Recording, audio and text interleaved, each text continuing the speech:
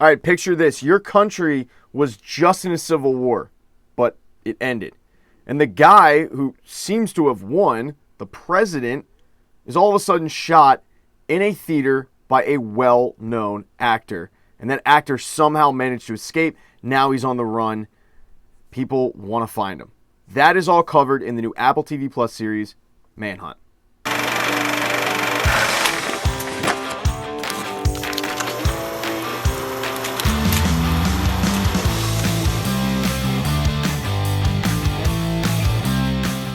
What is going on, everybody? My name is Pat. I'm the voice behind 99% of what you'll find on this channel. And today we are doing a spoiler-free review of the new Apple TV Plus miniseries, Manhunt. Manhunt centers around the manhunt of John Wilkes Booth, the man who famously killed President Abraham Lincoln in Ford's Theater and then took off. And it took a little bit of time for them to actually find this guy and bring him to justice. You probably know the names. You know Abraham Lincoln, obviously. And you know who John Wilkes Booth is because he killed him. Probably pretty familiar with Ford's Theater. But other than that, unless you're a guy who majored in history or unless you're a big history buff, you probably don't know the full story behind it, and that covers this. In 7 episodes, limited miniseries, but the question becomes, is it any good? So let's get into the actual spoiler-free review. The short answer is, this is incredible. And this, for me, is coming on the heels of watching Masters of the Air. So for Apple to come out with Masters of the Air and then to segue into Manhunt, a really, really strong job by who's ever casting and greenlighting the limited series over there, because these were 2 series for me that I was legitimately sad when they ended because they were such enjoyable programs to watch. Now, obviously, I don't want a sequel because that would be awkward, but really, really, really compelling television and 7 episodes for Manhunt. It's about the same for Masters of the Air. I forget. I think that was about 9 or 10. But just really, really, really well done stuff. Now, for me as an American, I'm a history guy. Like, I really do like history. And I knew the general story of Abraham Lincoln gets shot, John Wilkes Booth goes on the run, John Wilkes Booth gets caught in a barn, and he's brought to justice.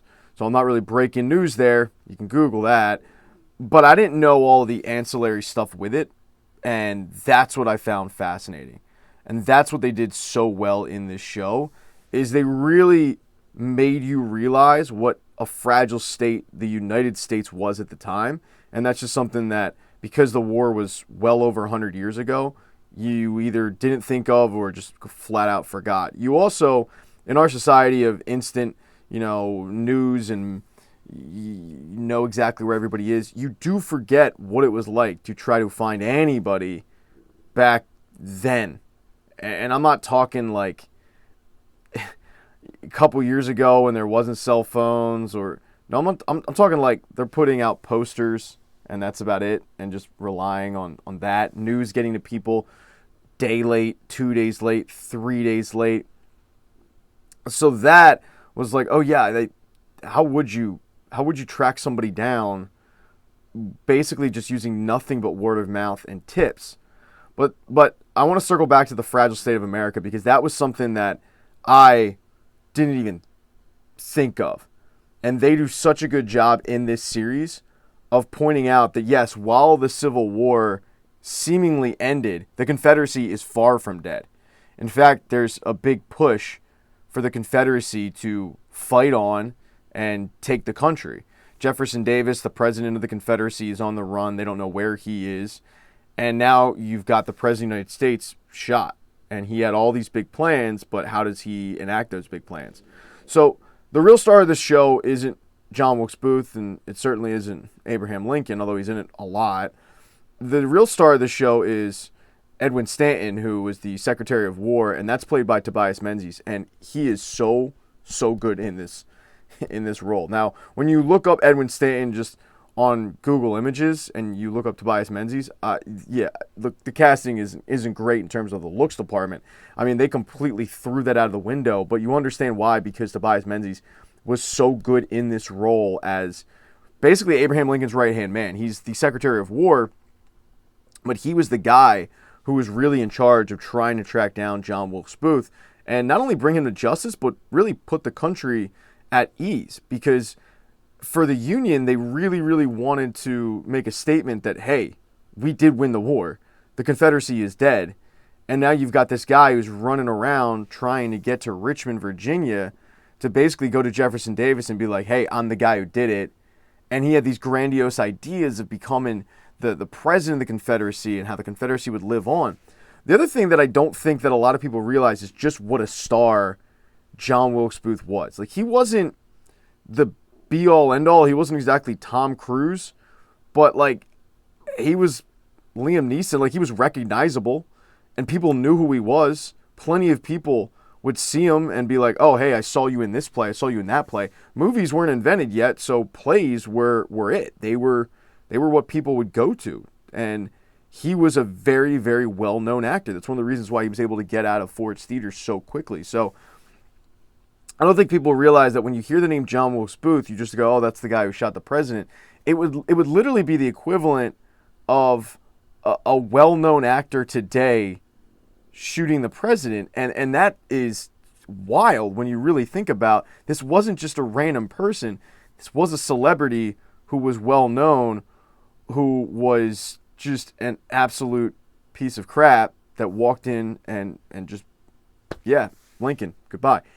The other thing which is crazy, and it was like the first sign for me that I was like, whoa, that's jarring to even think of, because you don't think of it, is how accessible Abraham Lincoln was.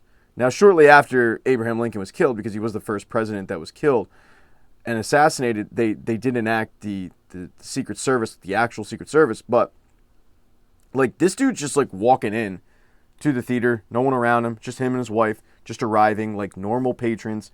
And that is something that you're just not used to seeing, because we are so used to seeing the president heavily surrounded by guards, by the Secret Service, not exactly accessible, not exactly in arm's reach. And Abraham Lincoln's like, yeah, I'm just gonna go to the old playhouse tonight with Mary, and I'm gonna sit in a box, but I'm gonna watch this new play, My American Cousin. And that is just not something that we're used to. So there's a lot of moments like that where, because of the day and age we live in the society, you go like, oh crap. But before I wrap this up, I do want to talk about the acting, because the acting is tremendous. I talked about Tobias Menzies, but Anthony Boyle plays John Wilkes Booth, and I really like the fact that his star is quickly on the rise, because Anthony Boyle is somebody that you're going to recognize if you are watching Masters of the Air. He plays the navigator in Masters of the Air, and he's really, really good in it. But this is a complete, for me at least, a departure, because I'm used to seeing him in Umbrella Academy, Masters of the Air now, and now his stock is rising, and he plays the villain. And he plays a guy, I guess Umbrella Academy was a little bit of this, but like straight from the get-go, he's a villain. And he's an egotistical villain. And he's somebody that like, just, it's gross. But he's so good in this that you basically have Tobias Menzies and Anthony Boyle, 1-2, going back and forth. Really, really strong acting performances. The only acting performance that I really, really wasn't a huge fan of was the guy who ended up playing Abraham Lincoln, and that's Hamish Linklater. And it's only because I felt like he was trying too hard to do Lincoln from the movie Lincoln, which you can't do, because that's from an Academy Award-winning actor. So that was my only gripe. But even that, after a couple episodes, I got used to his portrayal of Lincoln. So I'm nitpicking. But overall, if you are a fan of history, you're going to absolutely love this show so much. It is really, really strong. And definitely check it out. It's worth the price of Apple TV Plus. Now you've got Master of the Air segueing into this. It's worth dropping the $6.99 for a couple months if you're into that sort of thing. If you're not into history, I don't think you're going to like it. I do realize I've kind of rambled on this entire video, but definitely check it out. Manhunt, it hits like March 15th, I want to say. And overall, I absolutely loved it. And the final thing I'll talk about, the final praise I'll give, is the composer for this show actually added to the show. The music in this show is so good, and it's capped off by a final scene with Edwin Stanton in the last episode, and it really, really stands out. It makes the scene so much better.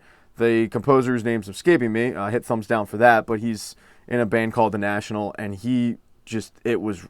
this guy deserves awards for what he did on this miniseries, and I wanted to give him a shout out. But now's the part of the video where I ask you guys to please subscribe to the channel. Hit thumbs up if you like this. Smash that thumbs down button because I kind of rambled on with this review. It wasn't exactly well paced. I get that, okay? This was not the Manhunt or the Masters of the Air of, spoiler-free reviews, so hit thumbs down for that. But definitely go check it out. It is well worth your time. Manhunt, Apple TV+. It was really, really, really, really good.